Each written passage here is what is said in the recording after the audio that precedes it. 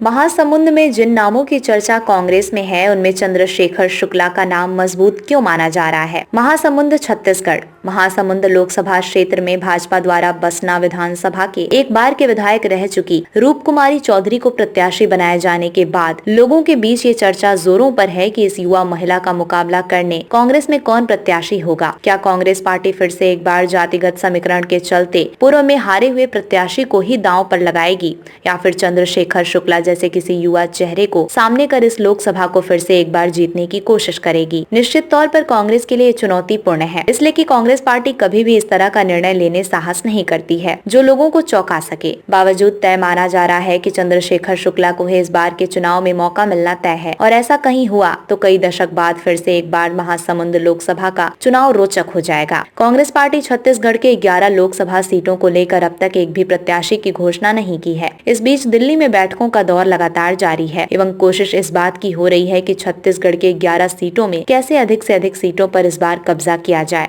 बता दें कि वर्तमान में कांग्रेस के खाते में मात्र 2 ही सीटें हैं और इस बार लोगों की धारणा है कि सही व्यक्तियों को चुनावी मैदान में उतारा गया तो कांग्रेस 4 से 5 सीट तक जीत सकती है। भाजपा प्रत्याशी रूप कुमार चौधरी का प्रभाव क्षेत्र व्यक्तिगत तौर पर देखा जाए तो बसना पिथौरा से लेकर महासमुंद तक जरूर है, परंतु इस लोकसभा क्षेत्र के अंतर्गत एक बड़ा क्षेत्रफल आता है जिसमें राजिम गरियाबंद से लेकर देवभोग बृंदावनगढ़ जैसे क्षेत्र हैं जो इस चुनाव में महत्वपूर्ण होंगे, जहां निश्चित तौर पर रूप कुमारी चौधरी का नाम उतना प्रभावकारी नहीं होगा। हालांकि भाजपा में प्रत्याशी नहीं बल्कि मोदी के चेहरे को सामने रखकर चुनाव लड़ी जाती है, परंतु केंद्र में 10 साल तक सरकार में रही मोदी सरकार का प्रभाव इस चुनाव में कितना रहेगा अभी से अंदाजा लगा पाना ठीक नहीं होगा। चुनाव में अब पार्टी के चुनाव चिन्ह के साथ साथ व्यक्तिगत छवि की भी चर्चा होती है और ये फैक्टर आम लोगों के बीच दिन ब दिन बढ़ते जा रही है। ऐसे में कांग्रेस पार्टी महासमुंद लोकसभा क्षेत्र के स्थानीय व्यक्ति चंद्रशेखर शुक्ला को मौका देती है तो निश्चित तौर पर भाजपा प्रत्याशी रूप कुमारी चौधरी के लिए एक बड़ी चुनौती खड़ी हो सकती है, इसलिए कि चंद्रशेखर शुक्ला अपने राजनीतिक जीवन का अधिकांश समय इस संसदीय क्षेत्र को दिया है। वे कांग्रेस पार्टी में संगठन से जुड़े नेता हैं, इस लिहाज से उनका पूरे प्रदेश में लगातार दौरा होते रहा है। इसके साथ ही उनका नाम किसानों के साथ भी मजबूती से जुड़ा हुआ है। उन्होंने किसान कांग्रेस के अध्यक्ष रहते किसानों के हित को लेकर कई बड़े आंदोलन किए। इतना ही नहीं बल्कि उन्होंने उस आंदोलन को अंजाम तक पहुंचाकर उसका उन्हें हक भी दिलाया। ऐसे में कृषि बाहुल्य महासमुंद लोकसभा के किसान निश्चित तौर पर चंद्रशेखर शुक्ला को अपना समर्थन दे सकते हैं। युवाओं के बीच उनकी मजबूत पकड़ के चलते इसका भी उन्हें लाभ मिलेगा। इसके अलावा कांग्रेस पार्टी के अन्य दावेदारों में पूर्व मंत्री एवं विधायक धनेंद्र साहू की चर्चा करें तो वे हाल ही में हुए विधानसभा के चुनाव में बुरी तरह से चुनाव हार चुके हैं।